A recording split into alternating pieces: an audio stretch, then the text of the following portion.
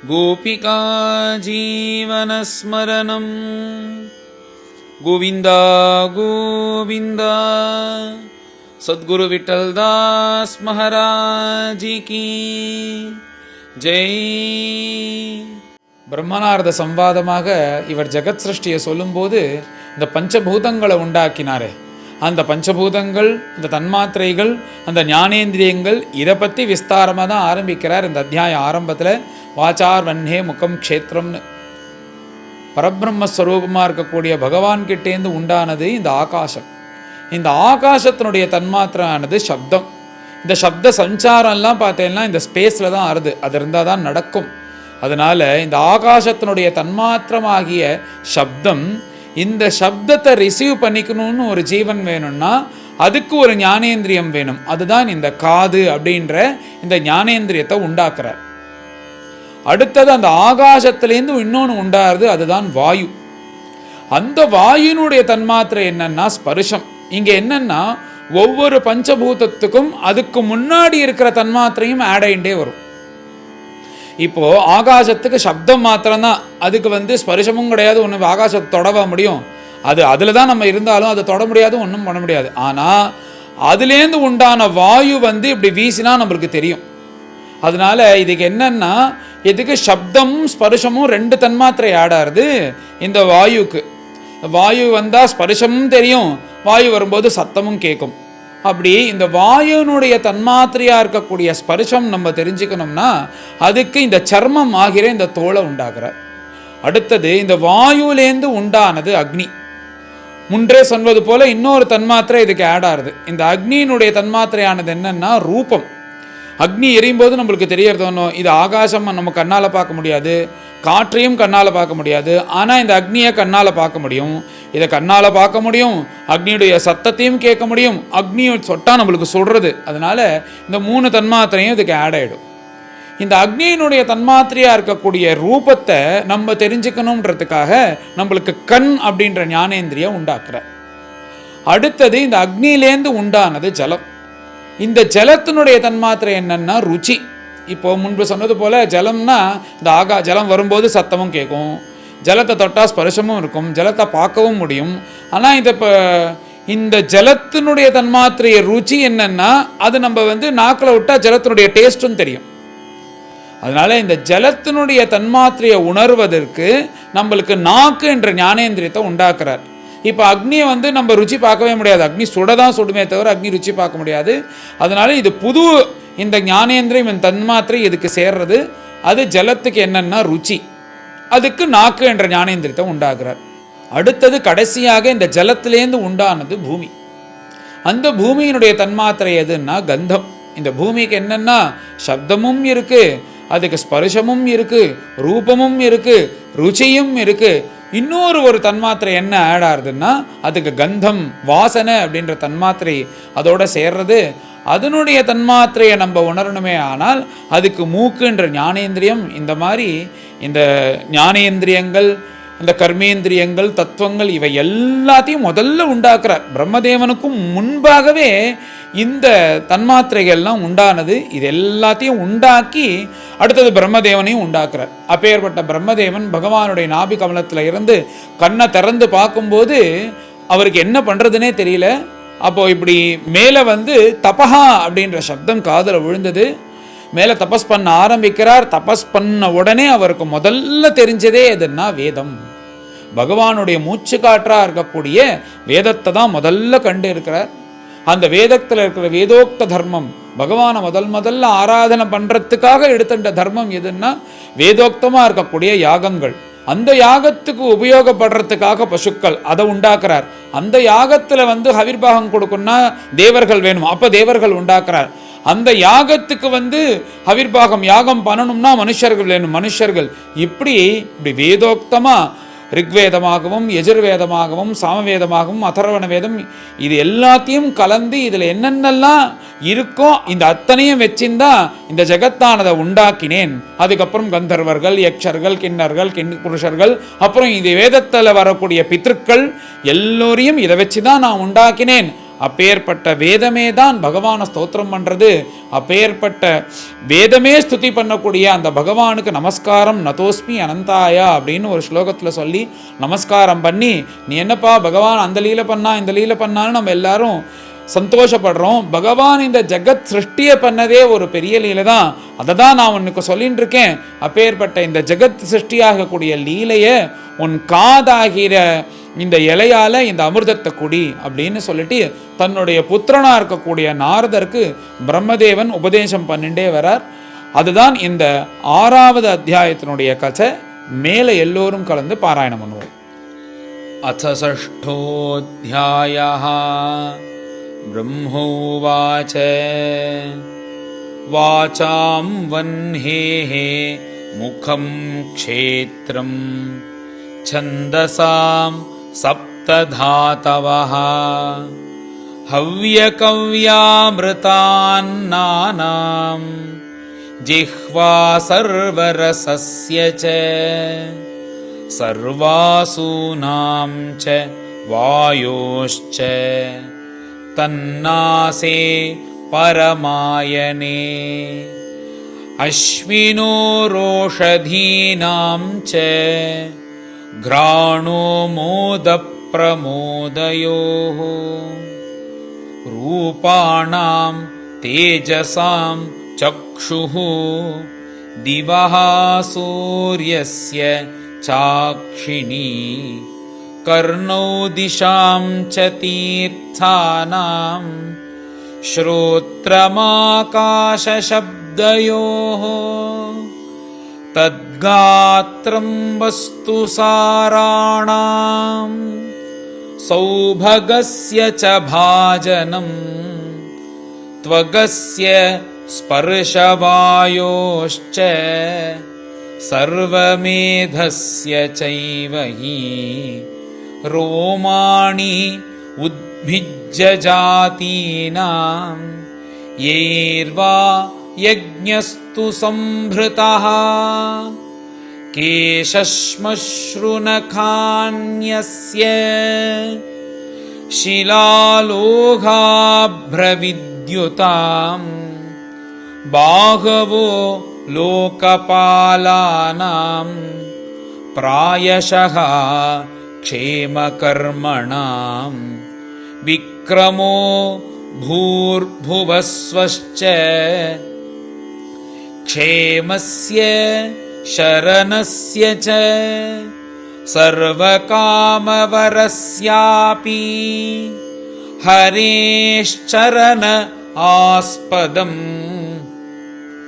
अपां वीर्यस्य सर्गस्य पर्जन्यस्य प्रजापतेः पुंसः शिष्ण उपस्थस्तु प्रजात्यानन्दनिर्वृतेः पायुर्यमस्य मित्रस्य परिमोक्षस्य नारदा हिंसायां निरृतेः मृत्योः निरयस्य गुदस्मृतः पराभूतेः अधर्मस्य तमसश्चापि पश्चिमः नाड्यो नदनदीनां तु गोत्राणामस्थि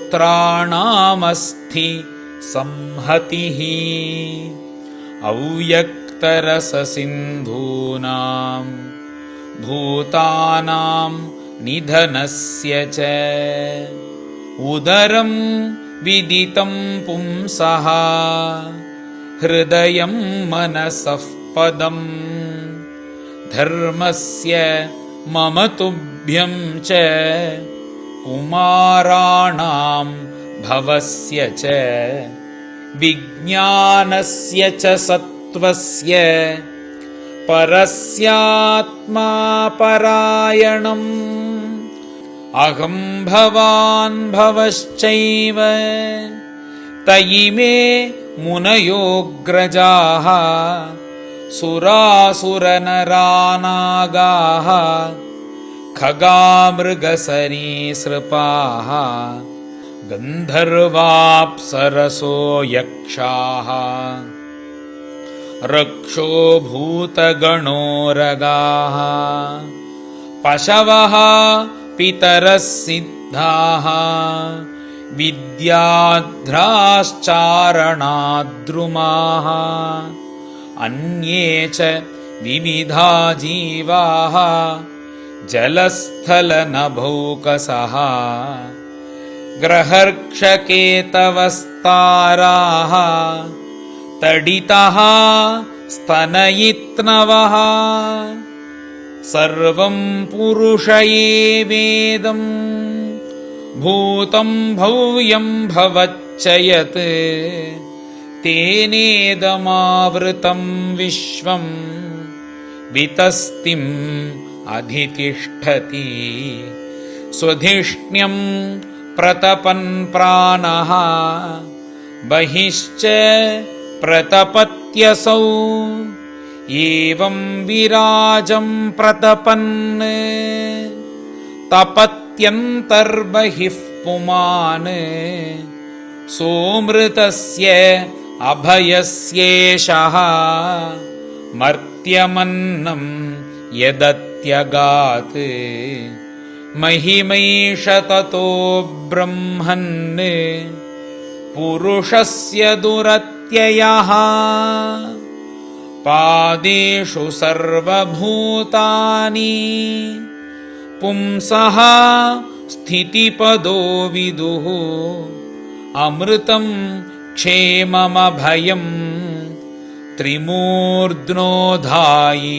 मूर्धसु पादास्त्रयो बहिश्चासन् अप्रजानां य आश्रमाः अन्तस्त्रिलोक्यास्त्वपरः गृहमेधो अबृहद्व्रतः श्रुतिविचक्रमे विश्वं शासनानशने उभे यदविद्या च विद्या च पुरुषस्तु भयाश्रयः यस्मादण्डं विराट्जज्ञे भूतेन्द्रियगुणात्मकः तद्द्रव्यमत्यगाद्विश्वं गोभिः सूर्य इवातपन् यदास्य नाभ्यान्नलिनात् अहमासं महात्मनः नाविदं यज्ञसंभारान् पुरुषावयवादृते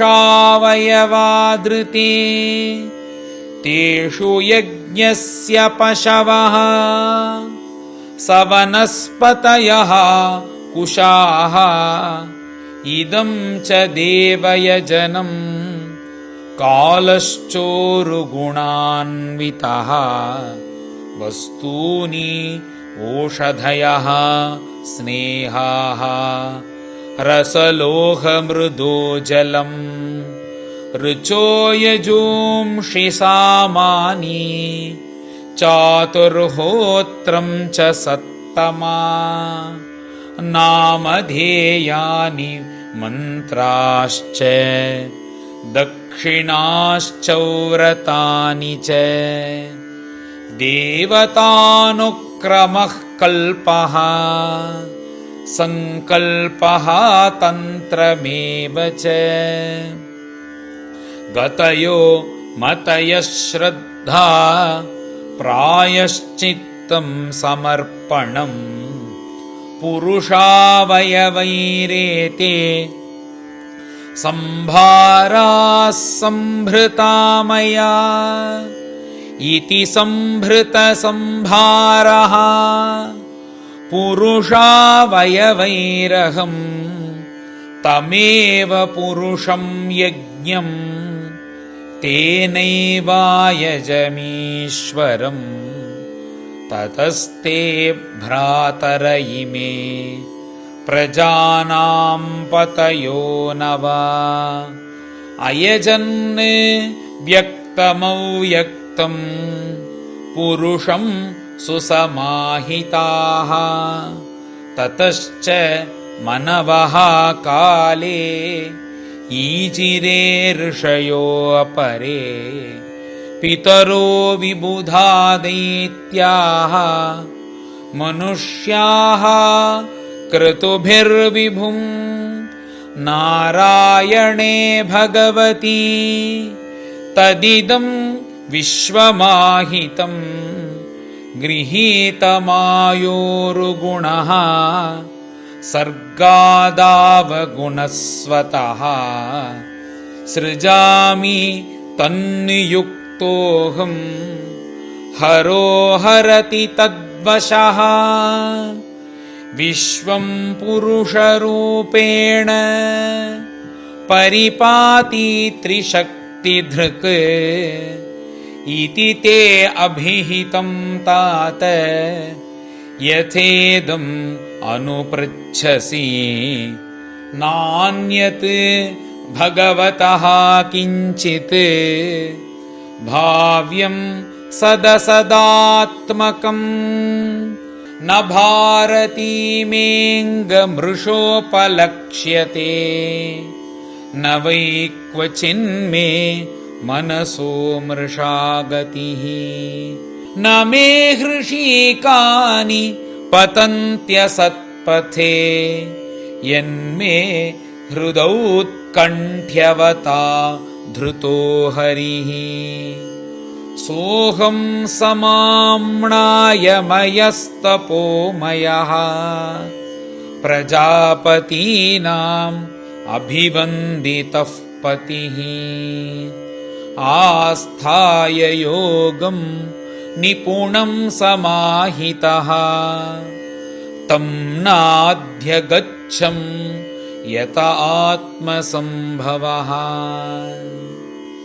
नतोऽस्म्यहं तच्चरणं समीयुषां भवच्छिदं स्वस्त्ययनं सुमङ्गलम् यो ह्यात्ममाया विभवं स्म पर्यगात् यथा नभः स्वान्तमथा परे कुतः नाहं न यूयं यदृतां गतिं विदुः न वामदेवः किमुता परे सुराः तन्मायया मोहितबुद्धयस्त्विदं विनिर्मितं चात्मसमं विचक्ष्महे यस्यावतारकर्माणि गायन्ति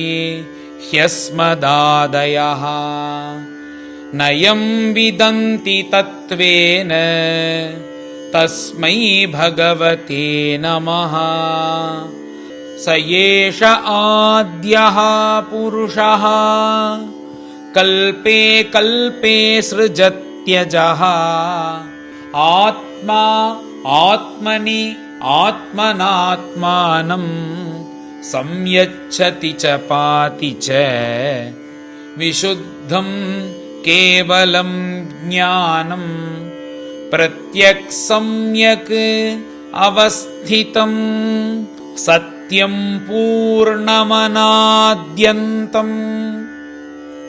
निर्गुणं नित्यमद्वयं ऋषे विदन्ति मुनयः प्रशान्तात्मेन्द्रियाशयाः यदा तदेवासत्तर्कैः तिरोधीयेत विप्लुतम् अद्योऽवतारः पुरुषः परस्य कालस्वभावः सदसन्मनश्च द्रव्यं विकारो गुण इन्द्रियाणि विराट् स्वराट् स्थास्नु चरिष्णु भूम्नः अहं भवो यज्ञ यज्ञ इमे प्रजेशाः दक्षादयो ये भवदादयश्च स्वर्लोकपालाः खगलोकपालाः नृलोकपालास्तललोकपालाः गन्धर्वविद्याधर चारणेशाः ये यक्षरक्षोरग नागनाथाः ये वार्षीणां ऋषभाः पितॄणां दैत्येन्द्र सिद्धेश्वर दानवेन्द्राः अन्ये च ये प्रेत पिशाच भूत कूष्माण्डयादो मृगपक्ष्यधीशाः यत्किं च लोके भगवन्महस्वत् ओजःसहस्वद् बलवत् क्षमावत् श्रीह्रीविभूत्यात्मवत् अद्भुतार्णं तत्त्वं परं रूपवदस्वरूपम् प्राधान्यतो यानृष आमनन्ति लीलावतारान् पुरुषस्य भूम्नः आपीयतां कर्णकषायशोषान् अनुक्रमिष्ये तयिमान् सुपेशान्। श्रीहरये नमः। श्रीमद्भागवते महापुराणे पारमहंस्यां संहितायां द्वितीयस्कन्धे षष्ठोऽध्यायः। गोपिका जीवनस्मरणम्। गोविन्द गोविन्द। सद्गुरु विठ्ठलदास महाराज की जय।